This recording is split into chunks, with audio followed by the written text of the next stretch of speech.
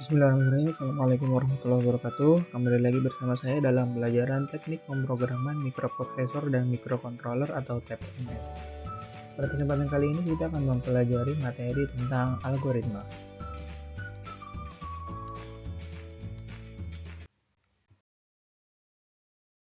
Nah, kenapa sih kita harus mempelajari algoritma? Nah, untuk menyelesaikan suatu masalah, kita harus menggunakan komputer untuk memudahkannya. Namun, masalah yang ingin diselesaikan tidak dapat langsung diterima oleh komputer. Agar komputer dapat menyelesaikan masalah, maka Anda perlu merumuskan langkah-langkah penyelesaian tersebut dalam suatu rangkaian instruksi. Komputerlah yang akan mengerjakan rangkaian instruksi tersebut karena komputer dapat mengerjakannya dengan cepat, akurat, bahkan berulang-ulang tanpa kena lelah dan bosan. Kumpulan instruksi yang merupakan penyelesaian masalah itu dinamakan program. Program dimasukkan ke dalam komputer, komputer mengerjakan instruksi di dalam program tersebut, lalu memberikan hasil atau keluaran yang diinginkan. Tapi untuk memberikan instruksi, Anda harus membuat suatu program menggunakan bahasa yang dimengerti oleh komputer. Sebagaimana dalam kehidupan manusia, kita hanya dapat memberikan perintah kepada orang lain dalam bahasa yang dimengerti olehnya. Karena komputer adalah mesin, maka program harus ditulis dalam bahasa yang khusus dibuat untuk berkomunikasi dengan komputer.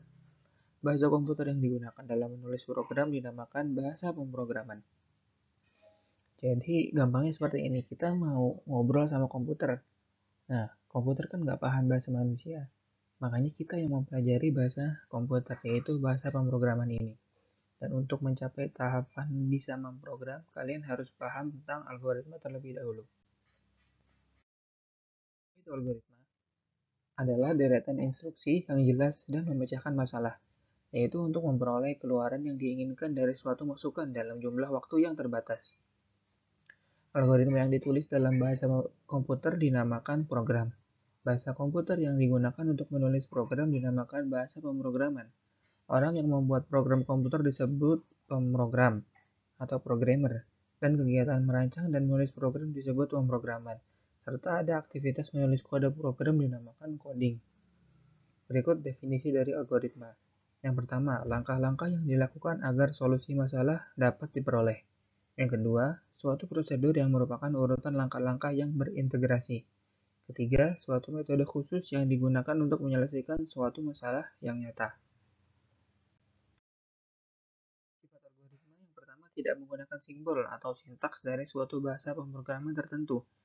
Tidak tergantung pada suatu bahasa pemrograman tertentu, notasi-notasinya dapat digunakan untuk seluruh bahasa manapun.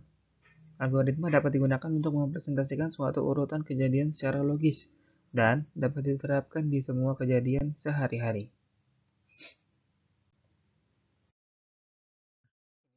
Algoritma dalam kehidupan sehari-hari. Misalkan nomor satu, proses atau masalahnya kita mau membuat kue nih. Algoritmanya resep kue. Nah, contoh langkah dalam algoritmanya. Langkah-langkah dalam algoritma berarti menyelesaikan masalah pembuatan kue itu. Yang pertama, misalkan masukkan telur ke dalam wajan, kocok sampai mengembang, dan seterusnya. Ini hanya contoh ya, nanti kalian bisa kembangkan lebih panjang lagi.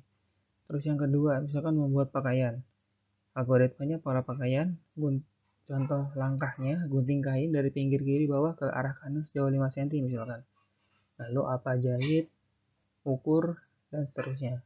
Itu contohnya. Nah, berikut contoh algoritma dalam kehidupan sehari-hari. Jadi, algoritma ini sebenarnya ada dalam kehidupan sehari-hari. Bagaimana kita menyelesaikan suatu masalah secara sistematis, urutan langkahnya jelas, step by step-nya, seperti itu. Oke, sekian materi pada kesempatan kali ini tentang algoritma. Silakan kalian resume dan kerjakan tugasnya agar kalian dapat memahami materi ini dengan maksimal. Terima kasih. Kurang lebihnya mohon maaf. Stay safe, stay home, stay healthy. Assalamualaikum warahmatullahi wabarakatuh.